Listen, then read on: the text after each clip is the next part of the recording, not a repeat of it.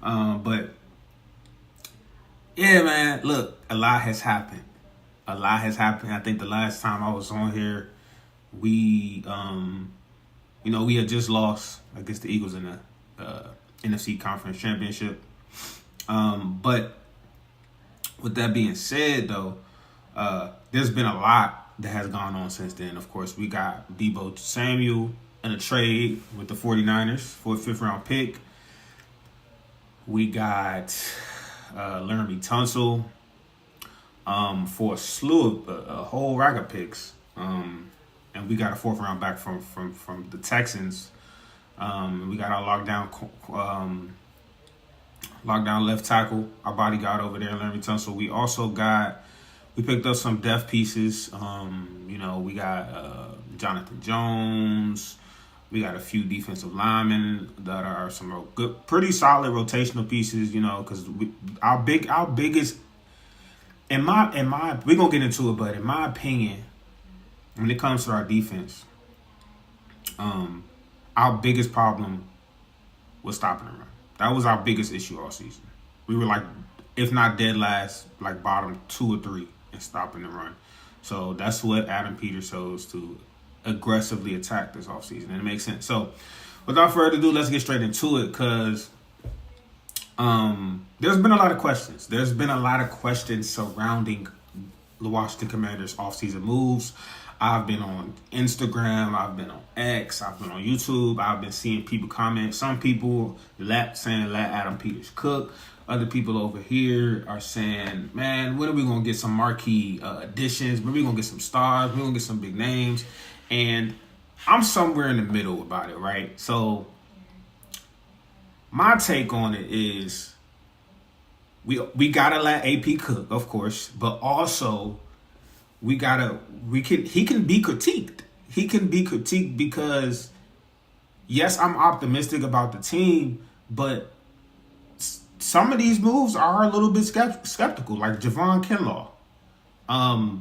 Giving him $45 million, 3-year, $15 million a year, $45 million contract. I think it was $30 million guaranteed. That's a question mark, especially for a guy who hasn't really lived up to his draft pick that he did when he came into the league. He hasn't really lived up to the hype that we thought he was going to pan out to be. And this is one of these things where if it works out, Adam Peters is a genius. And if it doesn't, he's going to get critiqued. So, yes, we got to let Adam Peters cook. And I think Adam Peters deserves the right for us to, let him do what he does. Since he's been here, he gets an A. Since he's gotten here, he gets an A. Last season, when they brought in all these free agents, everybody didn't. Bobby Wagner, Zach Ertz, Austin Eckler, people had question marks as well. These guys came out and performed for us to help lead us to the championship. So we can't. He gets the benefit of the doubt for me until AP, comes in and makes some mistakes. Like, if the majority of these picks, of these free agents that we picked up, don't pan out, that's when we can, for me at least, I start to question AP. But right now, I'm not questioning his takes. I'm a little bit skeptical. I'm a little bit I'm riding with AP, but at the same time, I'm skeptical. I'm saying, okay, if you think Jonathan Jones could be a really good player for us, so be it. I think he can too. That's what I'm saying. But at the same time, I'm got in the back of my head, like, this can go wrong. So I don't necessarily disagree with the people that's saying, like, look, man, we missed out on Charvarius Ward, we missed out on Javon Holland, we missed out on all these other players. And yes, I wanted those players too, but at the same time, this is a business. It's a lot that goes into it. So I understand the questions surrounding it. How what I want to get into is the good things that he has done. Let's tackle that first. What has so far, because we still got the draft and we still got free agencies leading up to the draft. We still might make some moves here and there. So, and then we got stuff to do after the draft. So, what I want to tackle on this live with y'all is,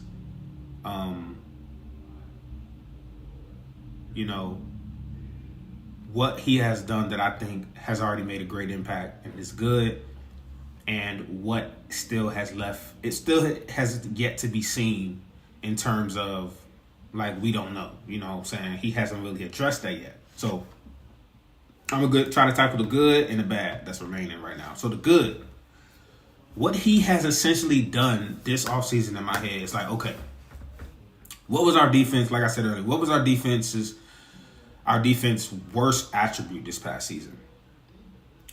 Run stopping. Now, I know our corners didn't play the way that our best corner was a rookie in Mikey Sanders still. We didn't have the best secondary out there, but we weren't that bad compared to how our run defense was.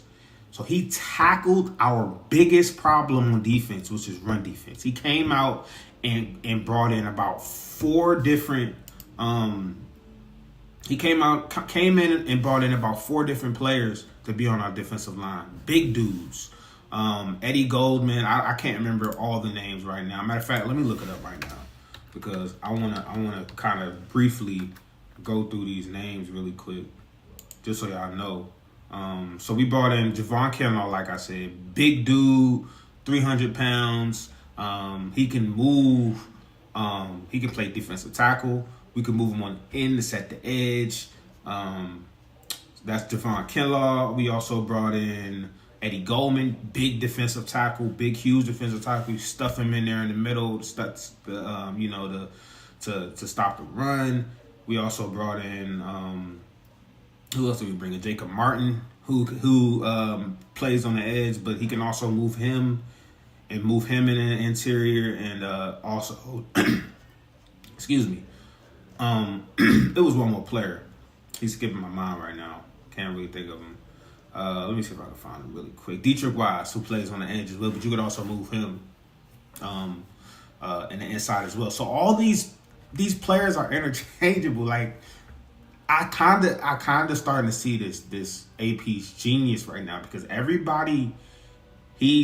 almost every player he's brought in so far can do more than one thing. They're all interchangeable. Like I said, Javon Kinlaw, I know a lot of people have been talking about it. I've been listening to a lot of streamers on YouTube as well. Like, they all have been saying the same thing. They think that Javon Kinlaw might play on the edge. He might get, if not majority of his snaps on the edge, a good amount of his snaps on the edge.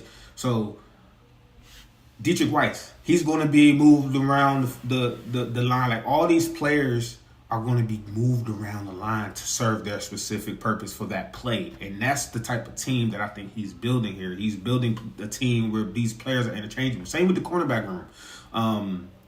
Jonathan Jones, he can play outside, he can play inside, right? Noah Igbenogany, he's mainly going to be a depth piece, most likely. He's mainly going to be on the inside. But you may get a play or two during the season where he's on the outside. Mikey Sanders still, he could play inside, he could play outside. Our only corner that we currently have on the roster right now that is solely going to be on the outside most of the plays is skipping my head right now. The dude from the Saints. He's solely going to be on the outside. What is his name? I don't know why I can't remember it. Marcus Lattimore. I was about to say Marcus Lattimore. Was it? No, it's not Marcus Lattimore. What's his first name? Yeah, Marcus Lattimore. If I'm not mistaken. Hold on. It's not Marcus Lattimore. What is his name, bruh? I gotta get his name, bruh. Hold on. Marshawn. I don't know. I can't think of his name. Marshawn. He's the only cornerback that's really gonna stay on the outside. All the other 3 can be moving chess pieces. And also, so we talked about how we attacked our biggest problem, which was the run defense, with bringing in all these big bodies who are interchangeable pieces across the line, so we can do a lot of different things. So that's one. We talked about that. We brought in Jonathan Jones, which is already a step in the right direction in our cornerback room. I mean, we had St. Booty Juice back there, and we also had the rookie who we let go, he went to the Rams. I forgot his Emmanuel Forbes. So that's already an improvement from both of those guys, Jonathan Jones. And Noah Hyde didn't play that bad last season. He really didn't. He didn't play that bad last season. So we got 4 solid corners right now. I think Marshawn Lattimore is really going to play to the Marshawn Lattimore that we know who he will play to next season. He was injured, hamstring problems all season, and he just really didn't get the rhythm that we wanted him to get to. He's going to get a full offseason and a full training camp with it, so he's going to be better. Mikey Sainristil, I think they're going to keep him outside, honestly, unless we draft an outside corner.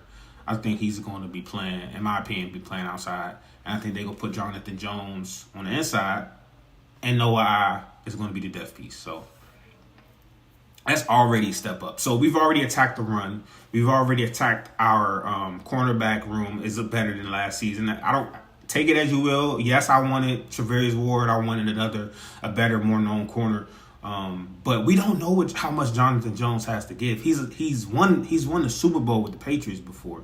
Like, he has veteran leadership. He's a locker room guy. He knows what it takes to win. Those things are invaluable. So we got better in the run, got better in the cornerback room. We bought in Harris, who I didn't really know too much about coming in before we got him. But when I looked at his film, he attacks the ball violently. This is who they wanted. He's a violent hitter from what I've seen so far. And hearing from the Saints fans, they wanted him to stay. So they were kind of upset. So usually the fans will let you know exactly how they feel about a player.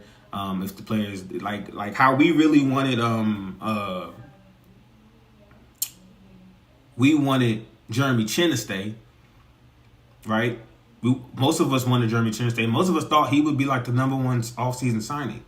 But he kind of went to the money. He went to pretty much, I know you can't blame him, but Jeremy Chinn had his faults. He wasn't the best in coverage. I think from what I've seen from the tape on Will Harris, I think he's a little bit better than Jeremy Chinn in coverage-wise.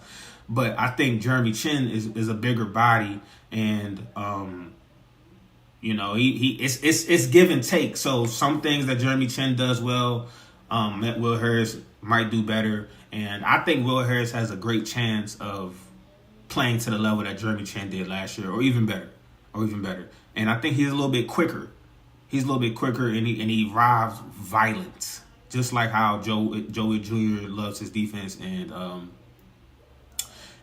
how our coaching staff loves a defensive player. They say it all the time. They want violence on that defense, and that's one of the things that we attack. So when you ask, did we get better this offseason? Of course we did.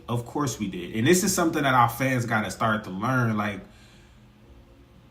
we gotta learn how to have. We're a good team now, and I gotta learn this too, because I'm not used to being good, especially in the off season and stuff like that. I'm not used to having people want to come to us, but we gotta be realistic about our off seasons from now on.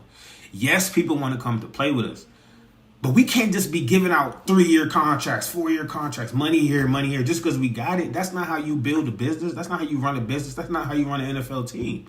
So we gotta be realistic.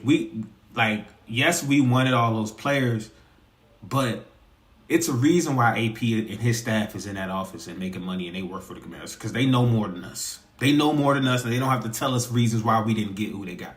At some level, we have to trust them, right? So that's the good thing about the defense. The bad thing, or the question mark thing that still has yet to be talked about regarding the defense, is obviously who's going to rush the quarterback. We do not have anyone really who is known to rush the quarterback. We don't have anyone really on the team who has even 5 sacks. We haven't brought in anyone who's had more than 5 sacks in a year. We let go of Dante Fowler. He felt disrespected. He kind of burnt that bridge of ever coming back to us, even if he wanted to. So, we don't have anybody. The Trey Hendrickson situation, no one knows what's going on. He's talking about he's willing to wait out a whole season. The Bengals being ridiculous. Asked for a first round pick. I understand he's had crazy amount of sacks the last 4 years. Not even to mention the last 2 years. He had like 17 sacks the last 2 years. He's had a crazy amount of sacks the last 4 or 5 years. But still, no one's given up a first round pick for a 30-year-old defensive end. I mean, I know the Browns defensive end. I can't think of his name even right now. I know he's getting up there in age, but he does everything. He sets the edge. He rushes the quarterback. He's a little bit different monster than Trey Hendrickson. And Trey Hendrickson, I think they're close, but I think it's a little bit different in my opinion. But yeah, so we don't have an edge right now. We don't have anyone who can rush the quarterback right now consistently. And that's worrisome. That's very worrisome. Because yeah, we got better in the run and we attacked our biggest weakness. But did we possibly create another weakness by attacking that? Obviously, I think we're going to attack it in the draft, of course, but what if that... So we're relying on a rookie to come in and get sacks for us or put pressure on a quarterback. That's not a recipe for... that's not really a great recipe in my mind. So that's a question mark. Our cornerback room, even though we did get better, how much does Jonathan Jones have left in the tank? And I think he still has more. He has more than St. Booty Juice and Mario Forbes, but how much is that? Is that a little bit? Is that a lot? So that's a slight question mark. But the biggest, I think Will Harris will replace Jeremy Chin just fine. I think they brought him here to start, even though he only 1 year deal. I think they brought him here to be a starter. I think from what I've seen and heard people about him, I think he's eager and ready to go. But the biggest thing, obviously, is the edge. If we can figure out a situation where we get a solid edge, and I was hearing stories. I know y'all probably heard these stories too. The Jaguars are interested in trading. They may be interested in trading their star pass rusher. I forgot his name. I'm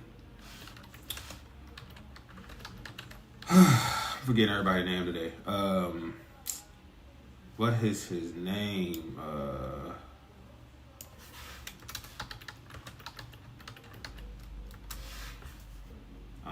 1 second. Let me pull this up.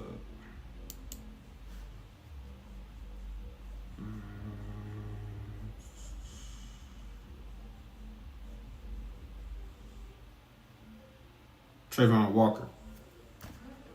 So they're interested. They possibly could be interested in Trayvon Walker. He's out of Georgia. He's still young, 24, first round pick, number 1 overall pick in 2022 draft. But he had 10.5 sacks last season. So, I don't really know why they would be trading him. Maybe he's coming up, on his 4th year now, and he's going to be wanting another contract, and I don't know if they really want to pay him that contract. But that's something that I would be interested in trading for. What would we have to give up for that? A 3rd round pick, maybe? A 4th round pick for next year, maybe? I don't know. Maybe, but I do know he just finished his 3rd year, and he's coming up on his 4th year, and he's going to want a contract soon. But this dude, 2022, he had 3.5 sacks his rookie season. 2023, he had 10 sacks. Last year, he had 10.5 sacks. He can put pressure on the QB. We have to, I feel like at some point before we get into this season, this next season, 2025, 2026 season, we got to figure out our pass rusher, bro. Whether that be in a draft, whether that be in another trade, whether there's Zadarius Smith is still out there. We got to figure this out, because I can really see this being a problem. Now, will it be as big as a problem as our run defense was last season? I don't know. But overall, I think we did get better at defense. So those are some of the question marks and some of the good things that our defense did. Offensively, I think all we did is get better. Yes, we let go of De'Ami Brown. And who else did we let go of? We let go of Olamide Zaccheaus. He was really a glue guy, but I think you can really find people like KJ Osborne still. I didn't think they was gonna keep him, but KJ Osborne can definitely be can do what Olamide Zaccheaus did with a full offseason, the full training camp with us and learning the system, because he came in mid-system. It's hard to expect him to do much. I think he can do what Olamide did. And then we all obviously brought in Deebo Samuel, and we got a legit left tackle, so that strengthens the whole line. And that's really what we lost. If I had to choose, and I know people have been talking about this too, there's two things on the offense where they also have question marks as well. And that's the Dyami thing. Even though I think Deebo they kind of play two different. I know they're both wide receivers, but they're two different playing styles. But the thing with Dyami is the one thing that he was good at was he had hella speed. So we don't really have a speed guy on this team. I mean, Terry is not gonna, blow. I mean, he's fast, but he's not gonna he's not up there with the speedy guys in the league. We need at least one speedy guy. Deebo Samuels, he can get up, but he's not a speedy guy. We just signed Michael Gallup. We'll see how much he got left in the tank. I mean, he can move back in his day, but he's not Dyami Brown's faster than everybody on our roster. We need somebody that can run. So the corner follows him. The safety got to look back and be able to dang, okay, he got speed. Let me watch him real quick, make sure he don't get behind me. We need somebody like that. That's going to open up so much stuff underneath for all the other wide receivers, and maybe we get that in the draft. There's some fast wide receivers out there. I mean, we just got to see. So, and then the other thing that we got to also look at is we lost Cornelius Lucas. He didn't start. He was a really, really good depth piece. So it's going to be interesting to see how we structure our offensive line. I know, obviously, we know we're going to have Laramie on the left. We know we got Biotish in the middle at the center. We know we're going to have Sam Cosmi when he come back. But who's going to be our left guard? Who's going to be our right tackle? Do we put Brandon Coleman at right tackle and move Wiley to right guard until Sam Cosmi come back, and then we can have Wiley as our swing tackle this year? That's going to be interesting because I think Wiley can do a pretty good job as a swing tackle. Is Allegretti going to be starting at left guard? I mean, yes, Allegretti going to be starting at left guard, or do we put Brandon Coleman at left guard over there with Laramie Tunsil and just keep Wiley at right tackle and have Trent Scott or Chris Paul? I don't even know if we brought Chris Paul back, but I know we brought Trent Scott back. Do we keep Trent Scott as our swing tackle this year? So it's going to be really interesting, and have Allegretti as a depth piece for guard or center. I think he could play a little bit of center as well. I don't want Michael Dieter back out there, bro. I don't want to have put Michael Dieter out there for nothing, because when I seen him in that Saints game, I said, hell no, never again. I was so surprised they brought him back. It had to have been the cheapest of the cheap to bring him back, but I would have let him walk regardless of what we was going to pay him. But yeah, I think we got what's the word? What is it? Extremendously? I don't know. We got we got much better. We got much better on the offensive side of the ball. And I think we got better on the defensive side of the ball. So, like I said at the beginning, we are somewhere in the middle. You can let AP cook, but at the same time, you can also criticize AP. He can you can ask AP, you know what I'm saying, have question marks around it to some of the things you could do, while also having full faith in AP. Just because you have faith in AP and just because you are 100% with AP the whole time doesn't mean you can't be questioning him, or doesn't mean you don't have concerns about some of the picks he made. That's why we here. That's why we talking about it. Like, I'm pretty sure, like, when they have their meetings and somebody come up with an idea, somebody else in that meet, like, they working together or they're a team, but that, as well, you know, someone's bringing up the drawbacks of doing this move as well. So there's nothing wrong with that. But if you're just like one of those fans that's just like, man, we didn't get none of these big names. Like, we on defense, we didn't get Therese Ward, we didn't get Javon Holland, we let go